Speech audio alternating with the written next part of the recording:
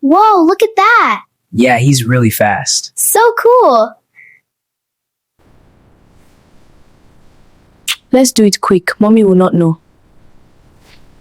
In a quiet street in Aba, where children played barefoot on dusty ground and women gossiped under mango trees, stood a small compound with two flats facing each other. In that compound lived two women, Mama Grace and Mama Titi. They were neighbors, but more than that, they were sisters by choice. Every morning before sunrise, they fetched water together. They walked to Ariaria market side by side. They helped each other cook when one was too tired, but they were very different. Mama Grace was strict, her voice was firm, her rules were clear. In her house, respect was not optional. Mama Titi was softer. She believed children should express themselves. She hardly shouted. She corrected with calm words. Yet, despite their differences, their friendship was strong. Wait! Before we continue, smash that subscribe button and turn on the bell so you never miss amazing African folktale stories like this. Hit the like button if this story moved you. It really helps our channel grow. Comment below. Tell us where you're watching from and which part of the story touched you the most. I want to see all your thoughts. And if you're craving more African folktales, check out the Bumped app on the Play Store. Hundreds of stories waiting for you. Okay, now let's get back to the story. Their children, David and Aisha, both 12 years old, grew up like twins. They ate together, did homework together, played football and 10-10 in the compound. Where you saw David, you saw Aisha. The compound was always full of laughter. But, as elders say, when a child starts walking at night, something has started walking with him. And something unseen had already begun. One evening, after dinner, David cleared his throat. "Mommy?" Mama Grace looked up. "Yes?" "I want a smartphone." Silence. Even Aisha, who was sitting nearby, stopped chewing groundnuts. "A phone? For what?" Mama Grace asked sharply. "For school work and research. My classmates have one." Mama Grace narrowed her eyes. "You are still small." "I'll be responsible, Mommy, I promise." She studied him carefully. David had been serious with school lately. Finally, she said, "If you come first in your class this term, I will buy it, but only if you earn it." David's heart jumped with excitement. From that day, he studied like never before. Late nights, early mornings, no more wasting time. Aisha even laughed at him one afternoon. "You want that phone badly, Abby?" "Yes, I must make my mom proud." When results were released, David ran home sweating but smiling. "First position!" Mama Grace screamed in joy and hugged him tightly. True to her word, she bought him a brand new phone. Shiny, beautiful, full of endless possibilities. But nobody knew that inside that phone was a door. A dangerous one. At first, everything was innocent. Cartoons, funny skits, music videos.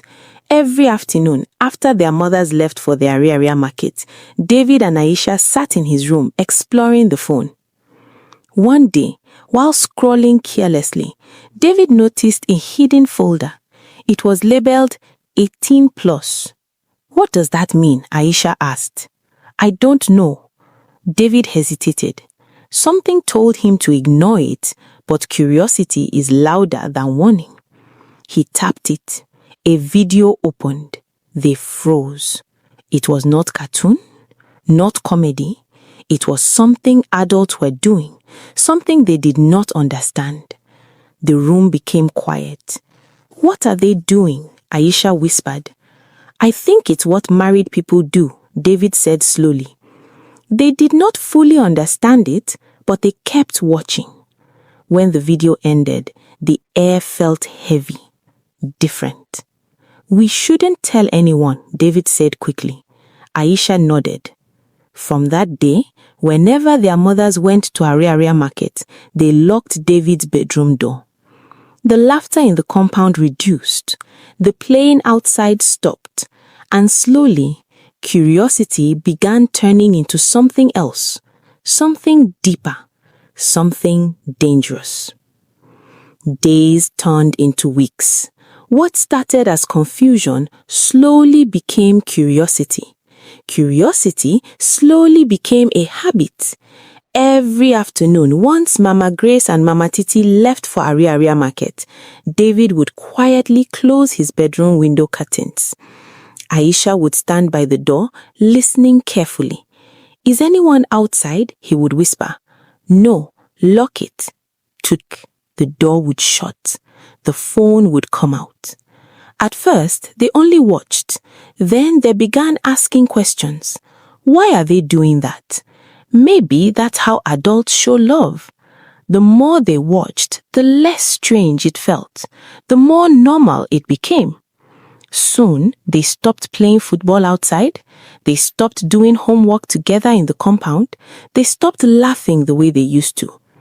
Neighbors began to notice. "Those children are quiet these days," one woman said one evening. But nobody suspected anything. Inside that small room, something was changing. One hot afternoon, the compound was unusually quiet. Their mothers had a long traders meeting and would not return early. David and Aisha sat facing each other on the bed. The phone lay between them. Neither spoke. The air felt different, heavier. Aisha looked nervous. "Maybe we should try what they are doing," she said quietly. David's stomach tightened. "Aisha, last time we watched, it already felt strange. But we're just trying. It's not serious." Silence. He didn't want to look weak. He didn't want to disappoint her. Slowly, he agreed. At first, it was awkward, confusing, uncertain. Then, it became uncomfortable. Then, painful. Aisha suddenly pushed him away. "Stop!" Tears filled her eyes. She stood up quickly, adjusting herself, breathing fast. "I don't like this," she said, her voice shaking. She rushed out of the room and ran back to her house. David sat frozen. The room felt cold. His chest felt heavy. For the first time, guilt hit him hard. What have we done? That evening, Aisha refused to talk to him. She avoided him at school, avoided him in the compound. David could not sleep. Every time he closed his eyes, he replayed the moment. Fear began to replace curiosity. But sometimes, when something breaks once, it doesn't end there. It either dies completely or it tempts you again.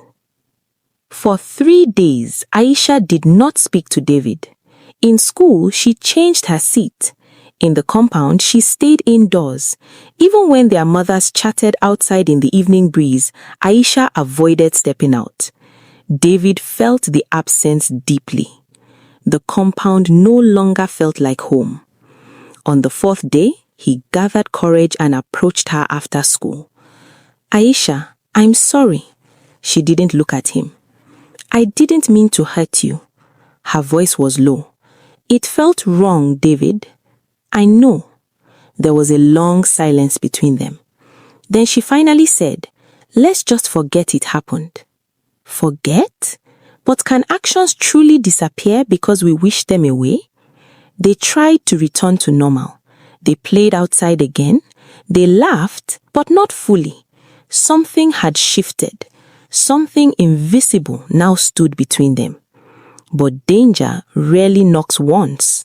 Sometimes it waits and whispers again. Wait, you can enjoy more stories from our Bumped app on Play Store. Go over to Play Store, search for Bumped, install the app instantly for free. Hundreds of stories waiting for you to watch. Or check the description of this video. The app link is there. Open it and download Bumped app instantly today. See you on Bumped. 2 weeks later, when the memory had almost faded, Aisha entered David's room quietly one afternoon. Their mothers had gone for a community women's meeting. They would be away for hours. Aisha looked different, not scared, determined. "David," she said softly. He looked up from his book. "What?" "Let's try again." His heart skipped. "What?" "No, last time didn't go well. This time will be different," she insisted. He shook his head. "Aisha, maybe we should just stop everything." But she stepped closer. "You don't want to?" It was not pressure shouted loudly. It was quiet pressure, the kind that makes you feel small if you refuse. David hesitated. He didn't want to look weak. He didn't want to lose her friendship. Slowly, he agreed. They locked the door again. The curtains were drawn. The phone lay on the table like a silent witness. They moved closer. But just as they were about to cross that line again, knock, knock, knock. "David, why is this door locked?" It was Mama Grace's voice. Both children froze. Their hearts slammed against their chests. The knock came again. "David!" Panic. They scrambled to adjust themselves. David rushed to open the door. Mama Grace stood there. Beside her was Mama Titi. Their faces were serious, suspicious. The air in the room felt thick. Something was wrong, and mothers can smell wrongness. The room was too quiet. The bed was messy. The curtains were closed in broad daylight. Mama Grace stepped inside slowly. "Why is this door locked?" she asked firmly. No answer. Mama Titi looked at Aisha carefully. Her daughter couldn't meet her eyes. "What is going on here?" she asked. Silence stretched. David's breathing became shaky. His chest felt tight. Then suddenly, he broke down. Tears poured out. "I'm sorry, Mommy." The words rushed out like a broken dam. "The phone, the videos, we saw something. We didn't understand. We tried copying." Mama Grace sat down heavily on the chair. It felt like the ground had disappeared beneath her. Mama Titi covered her mouth in shock. "Videos? Copying?" For a moment, nobody spoke. Then Mama Grace asked in a trembling voice, "What videos?" David handed over the phone. She opened it. She saw. Her hands began to shake. "How did I not know?" she whispered. Mama Titi sat beside her slowly. "We were too busy," she said quietly. "We were not watching closely." The children stood there crying, ashamed, afraid, broken. But instead of shouting, instead of beating, the two mothers looked at each other.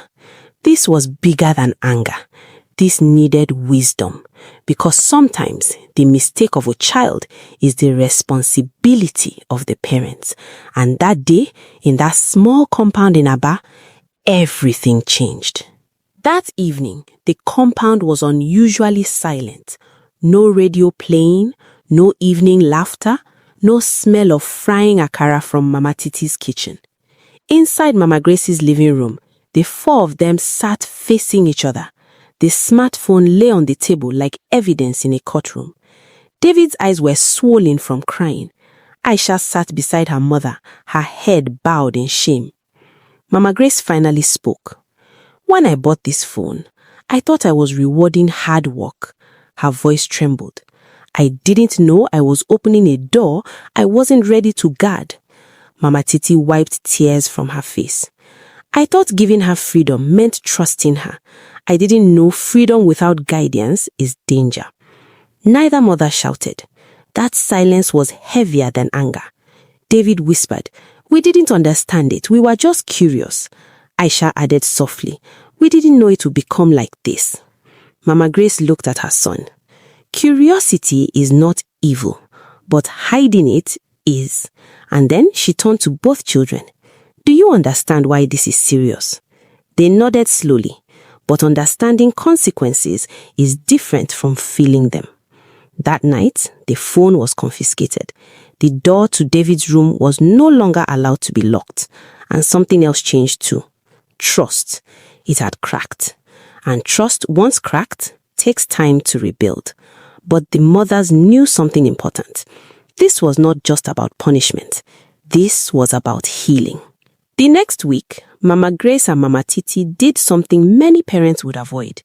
They sought help. Not from gossiping neighbors, not from angry relatives, but from a child counselor recommended by their church. The first session was uncomfortable.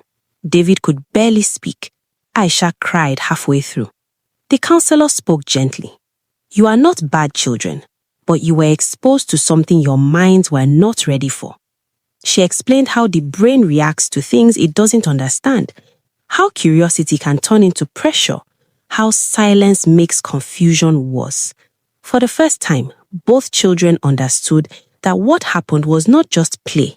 It had emotional weight, it had boundaries, and it had consequences. And the mothers also learned something difficult. Children in this generation are growing up in a digital world faster than parents can control. The counselor said, a smartphone is not just a device, it is access to the world. If you give it to a child, you must walk that world with them. Mama Grace felt tears sting her eyes. She had worked hard to provide, but she had not walked closely enough. Mama Titi realized that being calm was not enough. Children need guidance, not just kindness. Weeks passed. Therapy sessions continued. Slowly, David and Aisha began to talk openly. The shame reduced, the fear softened, but one question remained unspoken. Would their friendship ever be the same again? Because sometimes, even when healing begins, scars remain. Healing did not happen overnight. At first, the compound felt different. David and Aisha were polite to each other, but careful. The carefree laughter of childhood had been replaced with awareness. One evening, after another counseling session, Mama Grace called David to sit beside her. Tell me how you feel, she said gently. He hesitated. This was new. I feel ashamed sometimes, he admitted, and scared that you don't trust me anymore. Mama Grace's eyes softened. Trust can be rebuilt, but honesty must come first. Next door, Mama Titi was having a similar conversation. Aisha, I should have talked to you more about these things, she said quietly. I didn't know who to ask when I saw those videos. That sentence struck both mothers deeply. They had provided food, they had provided clothes, they had provided school fees, but they had not provided space for uncomfortable conversations. From that day, new rules were created in both homes. No passwords parents don't know, no locked doors during the day, no private browsing alone, phones only in the living room. But more importantly, weekly family talks, honest questions allowed, no shame in speaking up. Slowly, something beautiful began to grow from the broken place: communication. David and Aisha also had their own quiet conversation one afternoon in the compound. We were too young, David said. Yes, Aisha nodded. We didn't understand. They agreed on something important. Their friendship would remain, but with respect, with boundaries, with maturity. Childhood innocence cannot be fully restored once shaken, but wisdom can grow in its place. Months later, the compound felt alive again. Children played outside, laughter returned, even neighbors noticed the change. But Mama Grace and Mama Titi were no longer the same women. They were wiser, more watchful, more present. Mama Grace no longer believed that discipline alone was enough. Mama Titi no longer believed that softness alone was enough. They learned that parenting in this generation requires something stronger than rules or kindness. It requires involvement. One Sunday afternoon, as the two women sat outside peeling vegetables, Mama Grace sighed. A small click nearly changed everything. Mama Titi nodded slowly.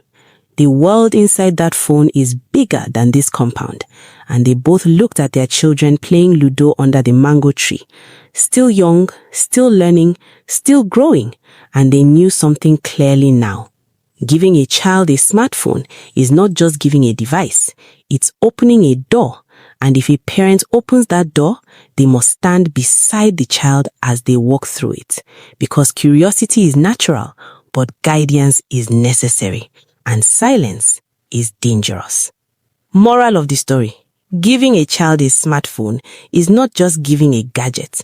It's opening a door to a whole world, both good and bad parents. Don't just buy the phone. Teach your children how to use it. Stay close. Ask questions. Be involved. Point 1. A small click can change everything. Did this story speak to you? Do you see something similar happening around you? Share your thoughts in the comments. Let's help each other become better parents.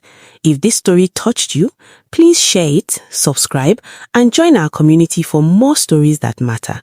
Your support helps us keep sharing real stories with real lessons. Thank you for watching. See you in the next video.